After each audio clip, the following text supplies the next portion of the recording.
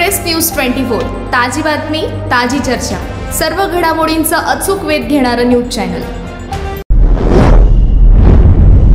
गेल्या आठवड्याभरात झालेल्या अवकाळी पावसामुळे हिरव्या चाऱ्याची मुबलकता निर्माण झाली आहे।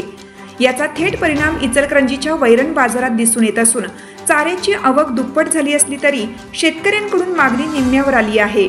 परिणामी चाऱ्याचे दर 7 ते 8 रुपयांवरून घसरले आहेत। त्यामुळे विक्रेते मोठ्या अडचणीत सापडले आहेत। नदीवेस नाक्यावर असणाऱ्या वैरण बाजारात दररोज साधारणतः 8 ते 10 हजार हिरव्या चाऱ्याच्या पेंड्यांची उलाढाल होत असते। मात्र सध्या पावसामुळे परिसरात चाऱ्याची मोठी उपलब्धता झाल्याने बाजारातील आवक 15 ते 20 हजार पेंड्यांपर्यंत पोहोचली आहे। शेतकऱ्यांना स्थानिक पातळीवर चारा सहज मिळत असल्याने बाजारातील मागणी कमी झाली आहे। मागणी घटल्याने गत आठवड्यात 10 ते 15 रुपये दर मिळणाऱ्या चाऱ्याच्या पेंड्यांना आता केवळ 7 ते 8 रुपये दर मिळत आहे। त्यामुळे चाऱ्याच्या पेंड्या बाजारात पडून राहत असून विक्रेत्यांचे आर्थिक नुकसान होत आहे।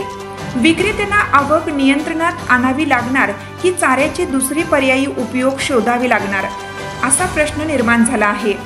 सध्या हवामानाचा परिणाम शेतीच्या बाजारपेठेवर स्पष्टपणे दिसत आहे। विक्रेत्यांना आपल्या आर्थिक नियोजनात बदल करावा लागणार आहे।